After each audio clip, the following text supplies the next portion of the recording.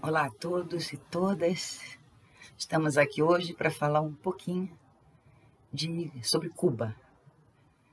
Hoje nós vamos falar um pouco mais sobre o bloqueio. São 3 pontos principais que hoje é importante a gente estar divulgando. São 3 pontos a respeito de Cuba. Primeiro ponto é sobre o bloqueio, porque muita gente tem falado a respeito do bloqueio. A gente vê muita coisa na mídia corporativa que não corresponde à realidade. Então, nós estamos aqui para fazer esse trabalho justamente de formiguinha, para poder explicar às pessoas que queiram realmente saber mais de verdade a respeito de Cuba do que se trata o bloqueio. Em primeiro lugar, é muito importante que fique claro que uma coisa é bloqueio, outra coisa é embargo. A gente precisa falar sempre, porque as palavras têm peso, sobre o real. E o real é: o que os Estados Unidos fazem contra Cuba é um bloqueio, não é um embargo. O embargo acontece quando você tem um trato entre 2 países e um dos países não cumpre a sua parte. E aí o outro país que foi o que foi prejudicado, pode embargar os bens ou embargar importações e exportações a respeito daquele outro país que não cumpriu. Isso é um embargo, ou seja, é somente entre 2 países. O bloqueio é uma coisa muito mais forte, muito mais dura.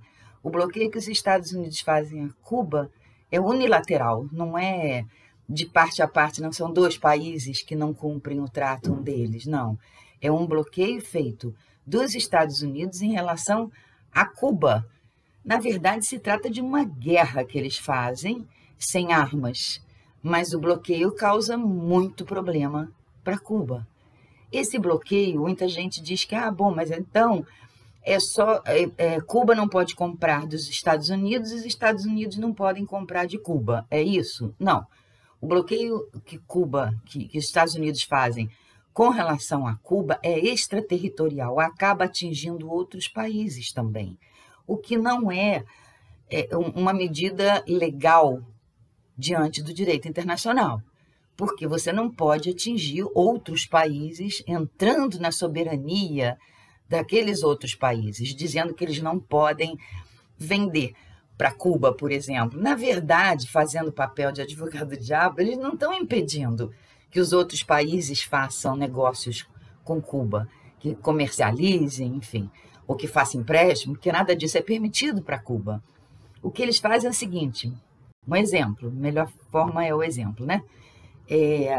Um navio que atraque num porto cubano, qualquer navio de qualquer nacionalidade, que atraque num porto cubano, obrigatoriamente tem que ficar 6 meses sem atracar em qualquer porto norte-americano. Isso significa o quê?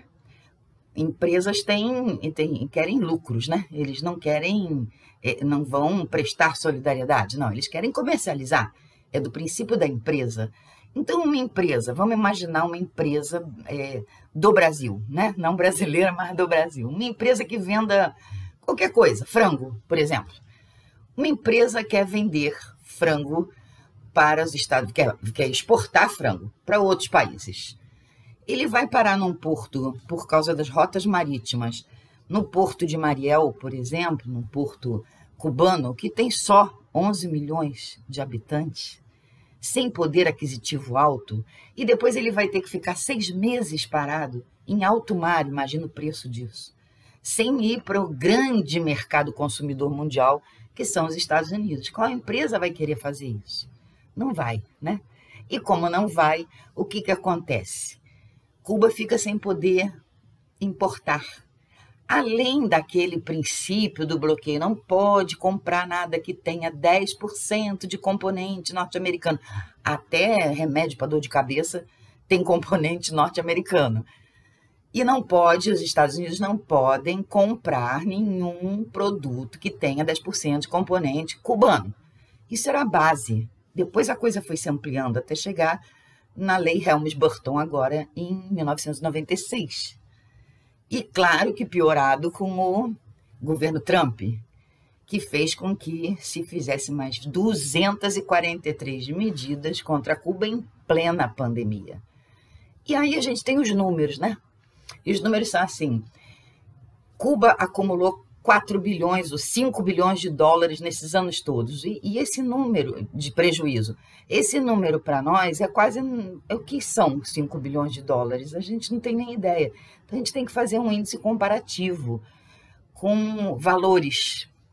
Então vamos dar um exemplo aqui. O que acontece, qual é o prejuízo palpável que a gente vê em Cuba. Exemplo: Cuba precisa comprar leite em pó. No Brasil, a gente tem algumas empresas que fabricam leite em pó. Cuba não tem leite, muito leite, porque não tem criação de gado, o país é pequeno, o país não tem recursos naturais, a gente sabe de tudo isso. Se ele comprasse, porque um navio não carrega um container só, né? Se ele comprasse do Brasil, de uma empresa brasileira que fabrica leite em pó, ele gastaria 3 milhões, o governo cubano, quer dizer, o povo cubano, 3 milhões de dólares. Por conta do bloqueio, não pode atracar com navio no porto norte-americano durante 6 meses. Cuba precisa comprar esse leite em pó da Nova Zelândia, que vem do outro lado do mundo, e com isso gastar 32 milhões de dólares. Isso é só um exemplo para a gente ter um valor, para que a gente possa imaginar isso em relação a tudo. Eu estou falando de leite em pó, mas imagina, tem petróleo, tem cimento, um país precisa de muito mais coisa, né? Precisa de produtos de aço, eles não têm tanta indústria. Então, assim, só de leite em pó é esse prejuízo para comprar o leite em pó. Imagine-se para outras coisas. Bom, isso é um bloqueio, assim, em linhas gerais, né? A gente não pode ficar muito tempo explicando, porque o negócio é bem complexo. Bom, dentro desse leite em pó, a gente imagina respirador para a época da pandemia, máscara, EPI, seringas, né? Que eles não podem comprar, embora eles tenham as vacinas, enfim. Esse é o primeiro ponto. Segundo ponto que é importante a gente tocar são essas oposições, né? O pessoal que vai para a rua para pedir mais liberdade de imprensa, liberdade artística. Essas pessoas, esses autodenominados artistas que estão fazendo esses conflitos lá em Cuba, e não só em Havana, primeiro que são atos pontuais em um lugarzinho ou outro. Segundo, que são pessoas dissidentes. Não é oposição, não é a mesma coisa. A Ioane Sanches, por exemplo, aquela blogueira, que nem blogueira é, mas enfim. A Ioane Sanches fala mal do governo, viaja no mundo inteiro, falando mal de Cuba, ela fala mal do governo o tempo todo, ela reclama, ela denuncia, ela criminaliza, volta para Cuba, viaja o mundo inteiro, não se sabe com que dinheiro, ou melhor, se sabe, volta para Cuba, nada acontece com ela. Se é uma ditadura, que é isso que eles dizem, os Estados Unidos, é uma ditadura, por isso que a gente faz o bloqueio, a Ioane não estaria solta, né?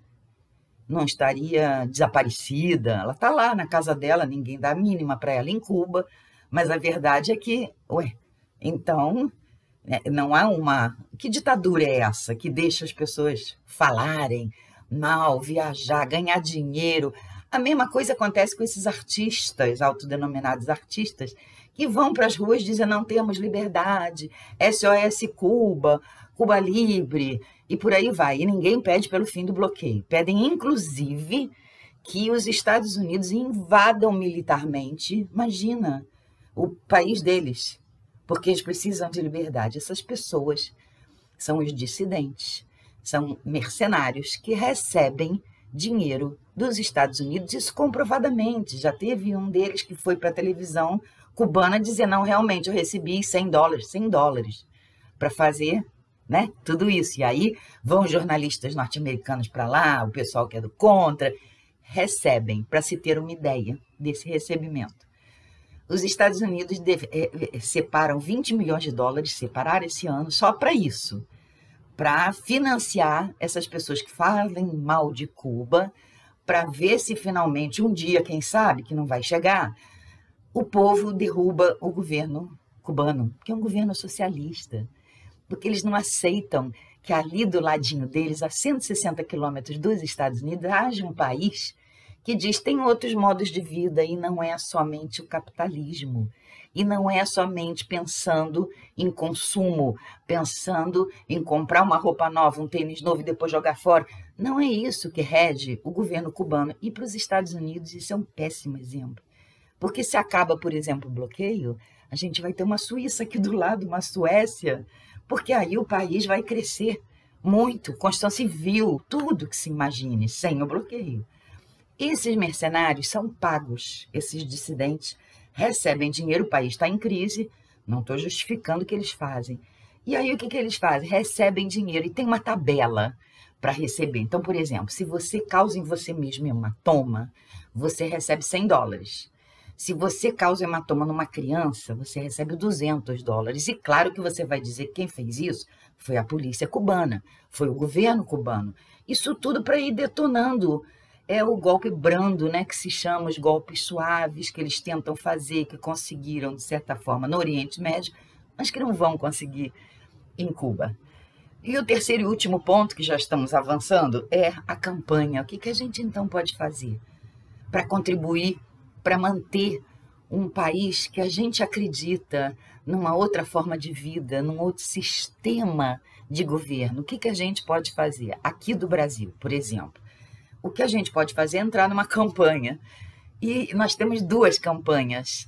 O Comitê Carioca está em 2 campanhas, que é do Brasil inteiro. Uma é para trazer a vacina cubana para cá, que ninguém nem fala que existe 5 vacinas cubanas. Então, a gente está fazendo uma campanha para trazer uma vacina cubana para cá, porque o nosso povo está precisando. E o segundo ponto é uma campanha que a gente está fazendo junto com a Câmara Empresarial Brasil-Cuba, que comercializa algumas coisas com Cuba no que dá, e eles têm facilidade de conseguir comprar em algum lugar seringas e agulhas, porque os cubanos têm vacina. Eles vão vacinar toda a população cubana, que tem 11 milhões de habitantes, mais ou menos, até o final do ano. Só que eles não fabricam seringas nem agulhas, então eles precisam comprar fora. E como é que compra? Se tem um bloqueio. Então, o que a gente está fazendo? Uma campanha que vai aparecer aqui o número e tal, da conta para depositar, que é o que a gente pode fazer. Para a Câmara Empresarial já mandamos mais de 1 milhão, que era a nossa meta inicial. 1 milhão de kits, seringa com agulha. E vamos mandar mais coisas, porque eles precisam de luva, precisa de esses caninhos, tubinho, né, que precisa para fazer uma cirurgia, por exemplo, tem um nome. Enfim, eles precisam de tudo isso e é nisso que a gente pode contribuir. Não gosto da palavra ajudar, porque ajudar é caridade, é de cima para baixo, né? Caridade é sempre assim, de cima para baixo. Quem diz isso é o Galeano e é verdade. A solidariedade é horizontal, não é vertical. A gente dá o que a gente pode dar, não só o que nos sobra, que é esse princípio de Cuba.